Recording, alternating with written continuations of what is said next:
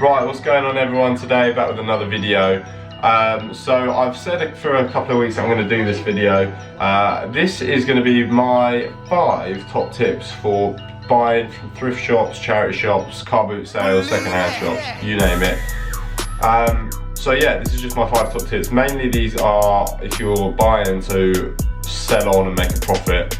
Like me, there's a lot of people out there that do it. It's it's a pretty popular thing, and I just thought I'd give you my 5 tips because I've made a lot of mistakes and I've only been doing it for a few months. So if I've been doing that for a few months and I've already made all these mistakes, I want to stop you guys doing it and try and help you out. So anyway, I didn't upload a video on Friday, by the way, because I've been ill for a few days. You probably might be able to hear it still in my voice.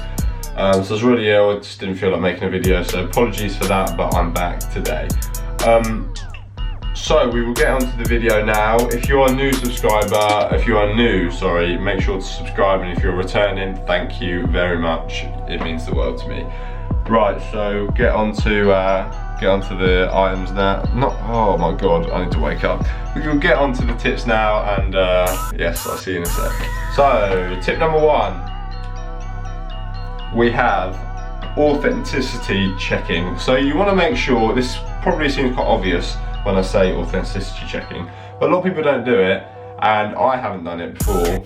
I'm still like half and half, because obviously I try and check, but I don't know all the brands, and fakes are getting very good these days, so you never know. So what I mean by that, you may wonder if you don't know what I'm talking about, is you want to check the logos, the labelling, the materials and the quality of the item. Just check if they're actually legit. So you might find like a dope piece and you think, wow, I've just come across that for like this price, I'm going to make fucking loads of money off it. And then you get home and you're like, shit, this isn't actually real. So for an example here, I've got a Ralph Lauren hoodie, and people who are like, know a lot about Ralph Lauren could probably look at this and think, wow, that is just like, if I looked at this now, I think that is not real at all, because just the materials and stuff that they use, and like, I don't think Ralph Lauren would put like a black hoodie and then just have this hood and then have a massive pony like this. So the pony is a bit, well, it's obviously big, and I know they do big pony stuff, but I'm not sure. You can also tell, if you look behind, it's all messed. Here you can see that it's just like, the way that they've stitched it in, they just haven't really taken much care. And when you pay, so if it was a hoodie, maybe £70 for a brand new hoodie, you're not gonna pay for that and then they're not gonna take much care. They take care with their products, and they would obviously clear that all up so it looks nice and feels nice. And another sign I've found with this is, you can see by the labelling here, it is that the camera might not focus. I'm not sure if I can get that to focus in there.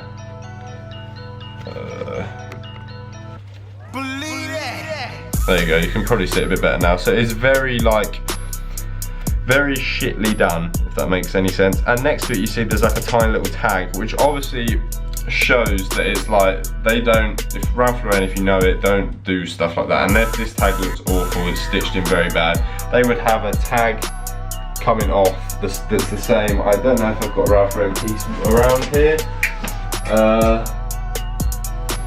No, I don't have any Ralph Lauren. Oh, still zoomed in. I don't have any Ralph Lauren on me, but you can just tell normally. So all you want to do is just check those things.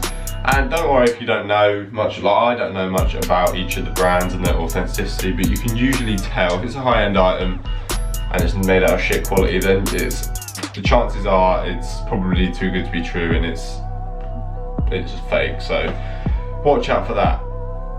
Number 2, didn't mean to be so aggressive about that. Number 2 is thoroughly checking. So that last point brings me on to this one.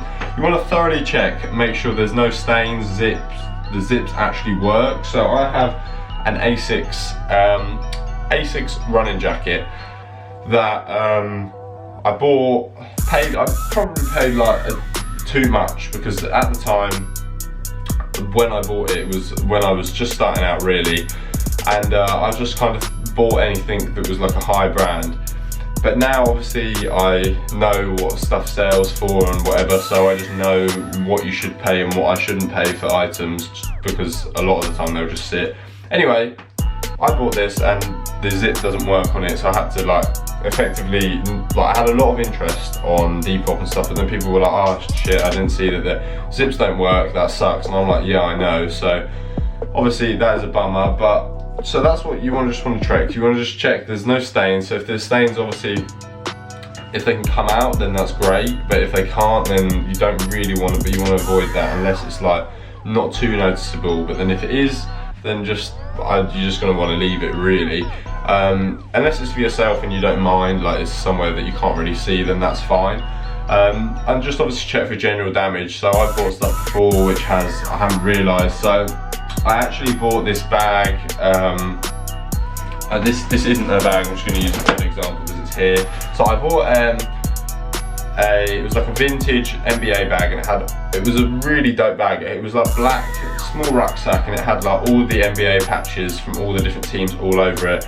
I've probably got pictures. I've got pictures on my Instagram if you want to see it. And I got it home and I was like, oh shit, and it basically had been pinned up. I'm not sure if it had been pinned up by the charity shop. If it has, and that's quite bad of them, because usually then they shouldn't sell stuff that's got holes in it and that. But it basically had a massive hole back here, and yeah, there was just a big hole there, which was kind of annoying.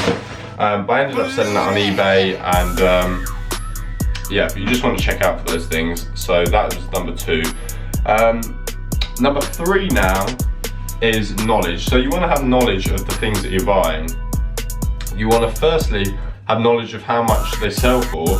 So so basically, I'll show you these. So I picked these up, and I've seen these in the video. So I bought these for, I think I probably paid about 15 quid. I was doing a trade with, I was taking some stuff back, and I found these. But these were brand new, so you can see with the soles. I've shown these before, so you already know, but these soles are cleaned. These have never been worn. So I paid £15 for them, and that's usually, I wouldn't spend £15 on something in a charity shop.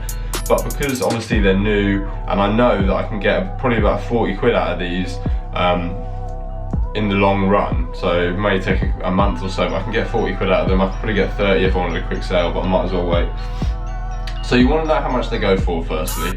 And secondly, you want to know just about the product in general. So if you have, so let's say, I can't think of an example right now, but basically, this also links in with authenticity. So you want to know like the telltale signs of an authentic product and of a fake product. And also, what have I got down on my little list? So you want to know how well it sells. So obviously there may be a thing which you think, wow, this goes for a lot, this is a rare piece, but no one's looking for that item. It may be a cool item or a rare item, but no one's looking for it, so obviously it's not going to sell. So yeah, you want to know how well it sells, and you also this is just why you want to do it. You don't want stock sitting around, so you don't want to pay, let's say, I don't know, but you don't want to pay money for something that's just going to sit around. Okay, in the long run you may make a bit of money. So basically what I'm trying to say here, without waffling on like I am, you want to buy, if you're going to buy something, you're going to pay a decent amount. So you're going to pay 15 quid for these or whatever, and let's say these are worth 20 quid. To me that's not worth it, because okay, I can make a fiver, but after you've had it up, the fees of, normally each platform, unless you're selling it off your own website, will have a fee. Normally after fees and shipping and stuff, I may make a few quid, and to have them sitting there for a couple of months and make a few quid is just pointless. Well, it's not pointless, don't get me wrong, it's not pointless, and making any money is better than making no money, but you just don't want to do that unless you've got a lot of money that you can spend, and that's fine. But personally, I'm literally just about to buy my first car, which is why I'm actually buying and selling so much. But after I've got my car and that's all sorted, I can start keeping bits that I think are pretty dope for myself, and yeah, that will be a lot better than what I'm doing at the moment, which I'm having to sell all my stuff because I'm needing the money for my car. So that is it for number 4. That was number 3. Right, so number 4 I had down as consistency. So this is arguably the most important point for me, and this goes for people who don't want to buy and sell. This just goes for people who just like buying clothes from charity shops or whatever and try and find dope pieces. So for me, consistency is the biggest point. People say to me, wow, you find all these dope things, but when I pop in there, like once I popped in there, I went home on the way from school, I just went there once and there was nothing in there. Well, that's because there's not always, I go there. What I'd recommend is if you have a few local, I know it's different wherever, but personally I have 3 local shops and they're on the way to school, well, on the way and on the way back, I ride. So on the way to school, if I start late in the morning, then I'll normally pop into them quickly. If not, I just pop in the way back. So I'd recommend that. I go every day to them, or well, most days I go to them. But there's an area, I have a route basically. I just know where I'm going, and there's like 12 to like 15 shops, so that's a lot, and I usually end up spending like 100 quid in that day, which is why I only do it once a week. But at the moment I'm not actually doing it because I'm trying to save my money. So yeah, what I'd recommend is if you know where the shops are, then you want to go to them often, because consistency is the key. And that's the same with anything. If you're going to learn a new skill, you've got to be consistent about it, or you want to, whatever, you get the gist.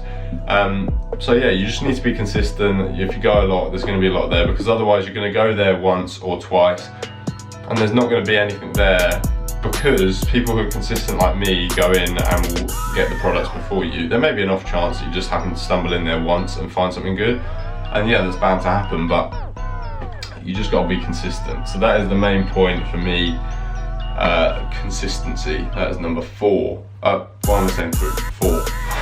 That is 4. So my 5th and final point today, I'm kind of rambling here, it's been a bit long, I apologise for that. 5th and final point is you want to get to know, or like be an expert at your selling platform. So, but this kind of only applies if you sell over a platform like eBay, Depop, Instagram. But obviously a lot of people, like, so you've got the big YouTubers who do thrifting, like Paul Cantu, Jacob Starr, people like that.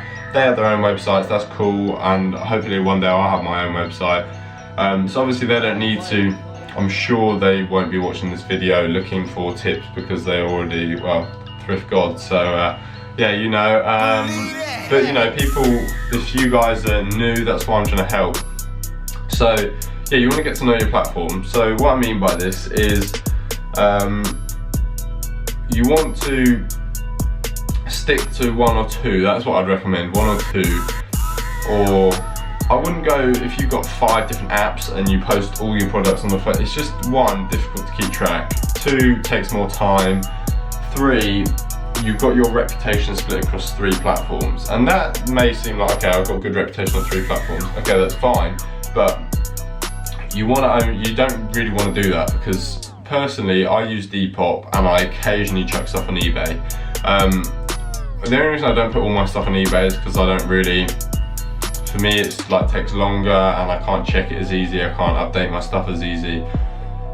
So I just chuck it on Depop, and I'm building my ratings up. So because I've built my ratings up, people come onto my thing, see my ratings, and then they will buy stuff without even messaging me some of the time, because they just think, well, he's a reliable seller, these 70 people have said that, so I'm going to buy from him. And that's what you want to do. That's why you want to stick to one platform and get to know it, because you want to know what sells, you want to get a good reputation, and if you know what sells and you got a good reputation and you know how to sell it, then you're not going to have a problem at all. So that's what I would say, just stick to 1 or 2. Or, you know, if you want to, what I do personally is I post pictures and stuff on my Instagram and show it on YouTube and stuff, and then I direct it to the platform. So I'll post pictures on Instagram and say, if you want it, then it's on Depop. Obviously, if someone wants it on Instagram, then I can sort that out, but Depop is my main selling platform, and I know it well. I'm not an expert at it at all, but I'm starting to learn what works and what doesn't work.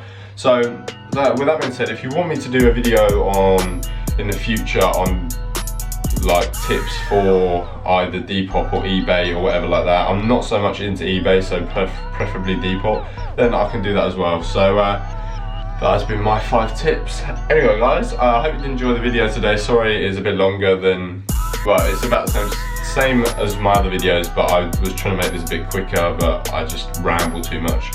So I apologise for that. I will summarise in the description my 5 points so you know.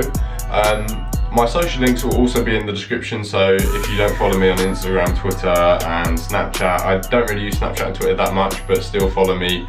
But Instagram I'm quite active on, so make sure you follow me on that. Also Depop, if you want to buy any items that I find, then that will be in the description too. And yeah, if you're new around here, please leave a subscribe, and also if you are a subscriber, please click on turn my notifications on. I'm trying to post 3 videos a week, 2 to 3 videos a week is what I'm going to say. So yeah, make sure you know when I post, and I will see you guys soon. Cheers and thank you very much. Peace guys.